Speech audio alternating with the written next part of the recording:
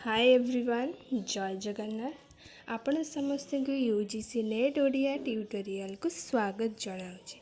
आज आम UGC net exam जहाँ डिसेम्बर में अनुष्ठित होगाक जाऊँगी से निमित्त यूनिट 10 जहाँ आम ओडिया सिलेबस रही लोक साहित्यर एक प्रमुख विभाग हो लोकगीत।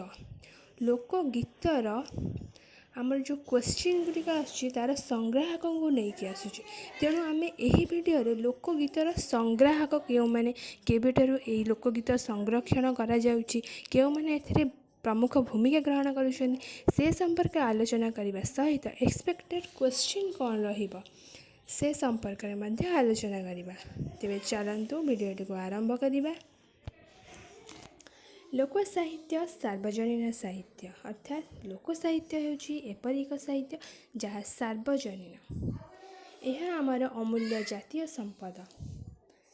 यह जुग जुग धरी आम सभ्यतार स्मारक और जातीय जीवन बाहक हो आसी।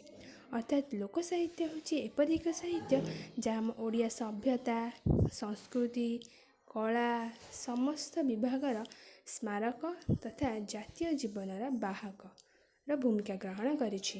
तथापि यत्न अभाव शह शह लोकगीत ढगढमाली प्रवाद प्रवचन लोक कहानी इत्यादि लिपिबद्ध न हेबा फल आज विस्मृत हो जाइछि। अर्थात पूर्वर आपण मैंने जानिथिबे मुद्रण यंत्रर सुविधा नथिला, तेणु लोक गीत लोक कहानी एसबू को संरक्षित करी मुद्रित करी आगामी पीढ़ी मानक पई रखिबार सुविधा सुजोग नथिला, किंतु सेतेबेले ताहा तुंडर तुंड को गति करुथिला, गोटे अंचल अन्य अंचल को विस्तारित हो जाउथिला।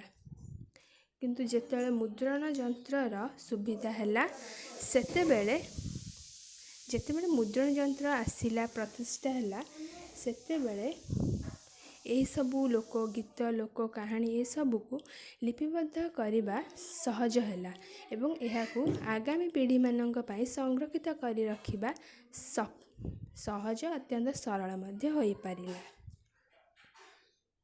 यही जातीय संपत्ति को संग्रह कर रखिबा एक महत् कार्य तथा जातीय कार्य। निश्चित रूप से सप्तदश शताब्दी रे यूरोपीय पंडित मैंने से लोक साहित्य संग्रह करथिले। अर्थात सप्तदश शताब्दी रे सर्वप्रथम यूरोपीय गवेषक मैंने से लोक साहित्य को संग्रह करथिले, किंतु भारत रे 19 शताब्दी रे लोक साहित्य प्रांतीय भाषा रे प्रचलित लोक साहित्य प्रथम संग्रह कार्य आरंभ होता। अर्थात एथुर आमर प्रथम क्वेश्चन बनिबो जे भारत रे केबेठारु लोक साहित्य संग्रह कार्य आरंभ होइछ। आपण माने मन रखंतु 19 शताब्दी रो शेष भाग रे। यह होची सर्वप्रथम प्रश्न। तापर रहिछि हमर कोन यही प्रक्रिया रे ओडिया लोक साहित्यर प्रथम संकलन कार्य 1876 ख्रीष्टाब्द रे श्री कपिलेश्वर विद्याभूषण नंद शर्मा द्वारा होइथिला। एथिरे हमर सेकंड क्वेश्चन रहि जाउछि कि ओडिया लोक साहित्य प्रथम संकलन केबे एवं काहा द्वारा होइथिला। आपण माने मन रखंतु प्रथम संकलन कार्यटी 1876 ख्रीष्टाब्द रे श्री कपिलेश्वर विद्याभूषण नंद शर्मा द्वारा करा जाइथिला। से महाशय अर्थात कपिलेश्वर विद्याभूषण नंद शर्मा किसी ढग संग्रह करी तत्कालीन कमिशनर जी थे आमर रेभेन्सा साहेब तांका आनुकूल्य रे प्रकाश करथिले। एही पुस्तक द्वितीय संकलन 1908 ख्रीष्टाब्द रे आत्मप्रकाश करिछि। एहा परे श्री नीलमणि विद्यारत्न अपर्णा पंडा मुंशी शेख अब्दुल्ला मजिद श्री चंद्रशेखर बाहिनीपति श्री राघवानंद दास पंडित भगवान होता श्री गोपालचंद्र प्रहराज प्रमुख लोक साहित्य प्रेमी विद्वानगण ओडिया लोक साहित्य संग्रह क्षेत्र में अग्रणी थिले। ଏମାନଙ୍କ ମଧ୍ୟରେ ଶ୍ରୀ ଗୋପାଳଚନ୍ଦ୍ର ପ୍ରହରାଜ ଲୋକ ସାହିତ୍ୟ ସଞ୍ଚୟନ ଯୋଜନାକୁ ଏକ ନିର୍ଦ୍ଦିଷ୍ଟ ତଥା ବ୍ୟାପକ ରୂପ ପ୍ରଦାନ କରିଥିଲେ। ଓଡ଼ିଆ ଲୋକଗୀତି ସଂଗ୍ରହ କରିବା ନିମିତ୍ତ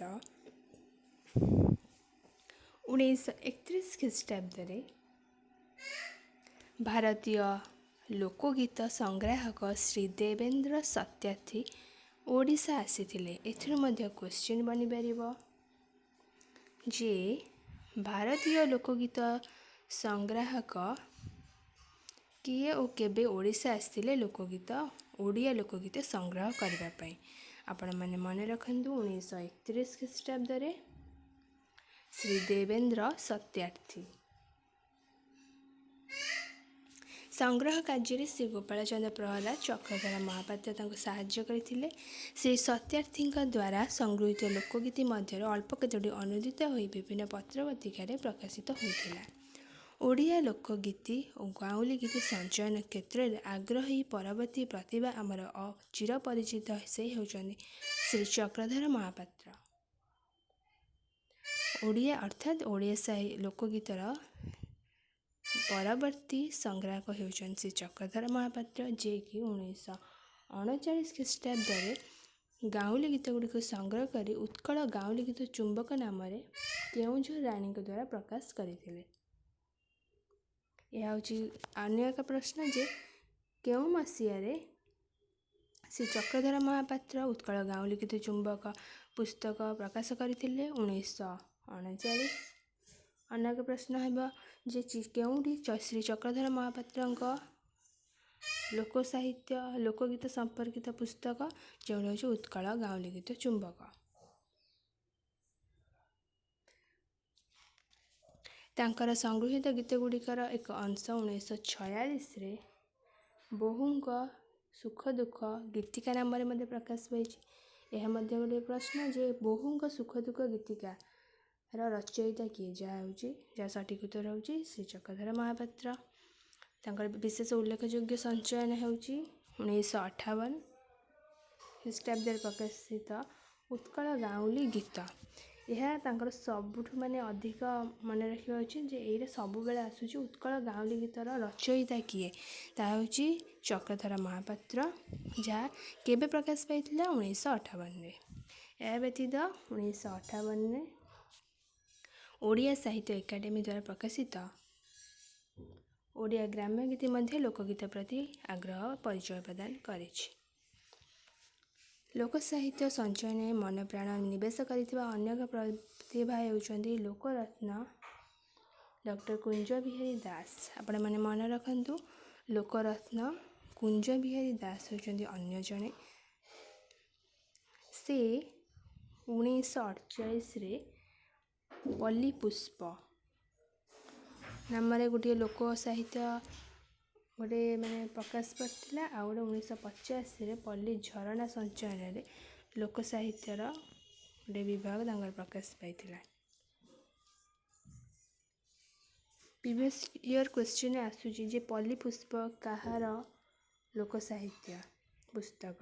ଆପଣମାନେ ମନେ ରଖନ୍ତୁ, ପଲ୍ଲୀ ପୁଷ୍ପ ହେଉଛି କୁଞ୍ଜ ବିହାରୀ ଦାସଙ୍କର, ପଲ୍ଲୀ ଝରଣା ମଧ୍ୟ କୁଞ୍ଜ ବିହାରୀ ଦାସଙ୍କର। ପଲ୍ଲୀ ପୁଷ୍ପ 1948 ଆତ୍ମପ୍ରକାଶ କରିଥିଲା, ପଲ୍ଲୀ ଝରଣା 1950 ଆତ୍ମପ୍ରକାଶ କରିଥିଲା। ଏହା ହେଉଛି ମୋଷ୍ଟ ଏକ୍ସପେକ୍ଟେଡ୍ କ୍ୱେଶ୍ଚିନ୍, ତେଣୁକରି ୟାକୁ ମନେ ରଖିବେ।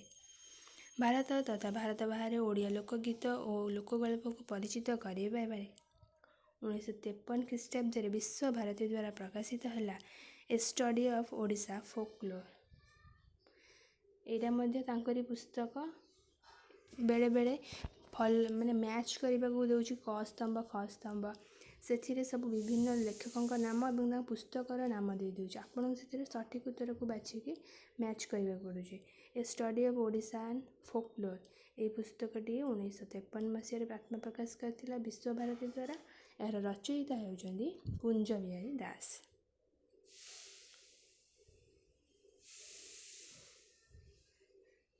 ତାପରେ 1954 ଖ୍ରୀଷ୍ଟାବ୍ଦରେ ଓଡ଼ିଆ ଲୋକସାହିତ୍ୟ ସମ୍ପର୍କରେ ଗବେଷଣା କରି ସେ ବିଶ୍ୱଭାରତୀ ବିଶ୍ୱବିଦ୍ୟାଳୟରୁ PhD ଡିଗ୍ରୀ ଲାଭ କରିଛନ୍ତି। विश्व भारती विश्वविद्यालय शांति निकेतन द्वारा 1958 ओडिया लोकगीत और कहानी गवेषणा लब्ध फल तांकर 1958 ओडिया लोकगीत और कहानी गोटे पुस्तक मध्य आत्मप्रकाश करिछि। कहार पढ़िबा ओडिया लोकगीत और कहानी रचयिता किए ताହେଉଛି कुंज बिहारी दासଙ୍କ पुस्तक। एसबु व्यतीत 3 खंडे प्रकाशित पल्ली गीति संचयन एवं ओडिशा साहित्य एकाडेमी द्वारा पूर्व प्रकाशित ओडिया लोक कहानी लोकगल्प संचयन इत्यादि बहु लोक साहित्यमूलक ग्रंथर संकलक हेउछन डॉक्टर कुंज बिहारी दास। कुंज बिहारी दासଙ୍କର पल्ली गीति संचयन ओडिया लोक कहानी लोकगल्प संचयन पुस्तक मध्य। यह व्यतीत पंडित सूर्यनारायण दास डॉक्टर वृंदावन चंद्र आचार्य अध्यापक पठानी पट्टनायक प्रमुख ओडिया साहित्य इतिहासकार यह संबंधी पाठपूर्ण आलोचना मान से रचित ओडिया साहित्य इतिहास मान स्थान पाई। ये जो विभिन्न पुस्तक रचयिता केबे प्रकाश पाई यही सब को लेकिन विभिन्न प्रश्न आम देखा ही पाऊँ। तेणु आपण मैंने ये सब को जदि टिके भलरे पढ़ी मन रखिए तेबे आपण खूब सहजरे नेट जेआरएफ क्वालिफाई करें। जदि आपको ये वीडियो भल लगी तेब निश्चित लाइक करेंगे, चैनल टी को सब्सक्राइब करेंगे, सांगसाथी मान सहित शेयर करेंगे। आग को यहीपरि वीडियो पाई मते कमेंट डाउन करंतु। धन्यवाद। जय जगन्नाथ।